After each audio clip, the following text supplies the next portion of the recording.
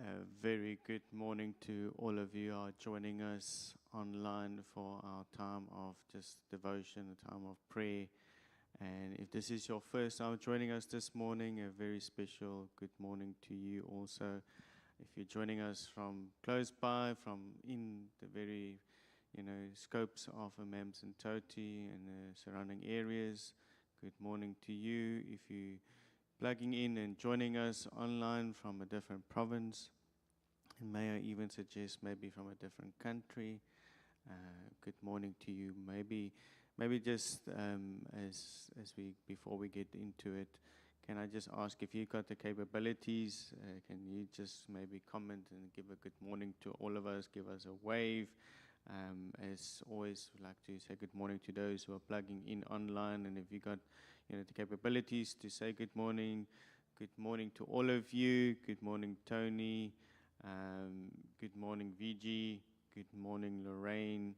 I'm just going through the list. Good morning, Louisa. Good morning to my beautiful brother in Madagascar.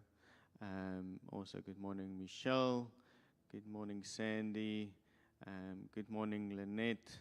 Good morning, Kathy.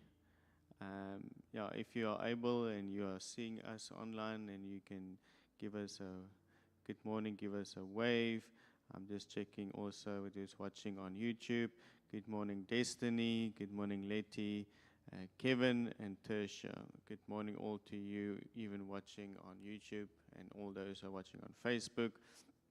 A very good morning to you again. Also, if I can encourage you and ask if you can maybe just like this feed, like this video, and also just share this with people, tag people in, a family member, a loved one, a neighbor. Again, we say this, and I want you to hear this. This is not to make Pastor Cully famous or Sweetwaters famous, but it's to make the name of Jesus famous. And what better way to do this is by this, maybe somebody are needing to just hear a word, an encouragement, just an upliftment of sorts. And how awesome would it be by you? All you have to do is just by sharing this, by tagging somebody in and saying, just watch this, just listen to this. This might be beneficial to you and moving forward. So I would encourage you, if you're able, just share this, just share this, just share this. Let's go out there and utilize technology to even evangelize to the rest of the people out there. And let's encourage each other, let's build each other up. Let's make sure that Jesus is known to all. And once again, if you are joining us, online, good morning to you all. Good morning to each and every one of you. Good morning, Liz. Good morning, Anishka. Good morning to all of you.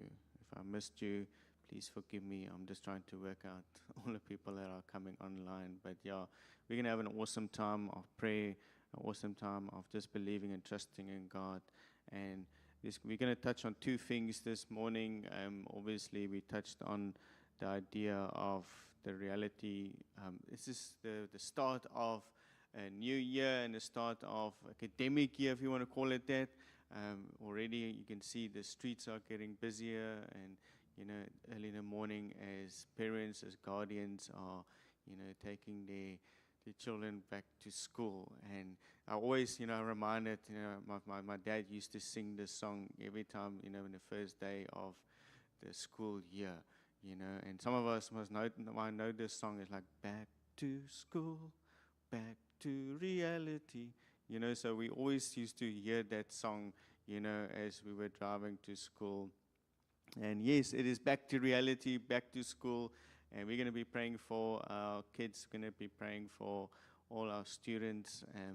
It's amazing to hear, even this morning as we were coming to church, to hear Little Sprouts Preschool, the buzzing happening of little footsteps and little voices in the preschool. And I'm sure as you were driving up to the schools, the buzzing of the schools. But we also know that sometimes it is stressful. It is, there's fear, there's anxiety of a new academic year. For some of them, they're going for the first time, the little ones going first time to grade 1. And sometimes it's for parents, it's joyful, but it's also scary to see your little one going to grade 1. And for some of them, they're going to, to stepping up from primary school to high school, and they're now in grade 8, stepping up to, big school, if you want to call it that. And so for them, it's also, quite stressful and worrying, because maybe it was a little bit easier in primary school, but now going to a different school, a different place, and a different environment. But also maybe this is the year for you to be a matric. For some of your kids and some of the students, it's the year of being a matric. And this is, also a stressful year as you navigate through this year. And we're going to use this time this morning also to praying for our students, praying for your children for going into this school year. But I also want to just go through another thing I want to just speak about as we prepare ourselves this morning is the truth of not giving up. The truth of not giving up. Good morning, Tina. Good morning, Shirley. Good morning, Colin. Good morning, all of you there watching. And yes, like I said, I want to talk to us on the idea of the truth of not giving up. There might have been many times the pressures of life and just the situation that we are finding ourselves, the continued disappointments, that just everyday life just seems to follow us like a magnet. And it's just at that juncture that maybe I'm just speaking for myself, or maybe there's somebody listening this morning that says, yeah, I've been there, I'm feeling it.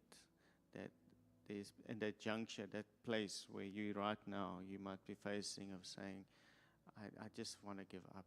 I cannot move forward. I cannot continue on this. It's just too much. It's too hard. It's too difficult. And I want to share with you, in the Bible is always very, amazing on sharing on different stories and reading about guidelines and helping us to understand, even in the situations of giving up. And a battle plan for Joshua to take the promised land was as simple as it was strange. It was simple, but it was also strange. Complete with the marching for 7 days around the city of Jericho, a whole army shouting and priests blowing trumpets. And you can read the story in Joshua 6, and I would encourage you, as I'm going through this, that I would encourage you that, when you have some time and some space, to go read it for yourself, the book of Joshua and Joshua 6, the fall of Jericho. But it's the instructions that God give to Joshua, which is a bit strange. As Joshua is gearing himself ready to take, on this command, this battle plan, if you want, of taking over Jericho, he obviously, being a warrior, had a plan in mind of how to take control over the city, how to break through the doors, how to break through these walls. And yet God gives him an instruction that might be simple, but it's also strange at the same time.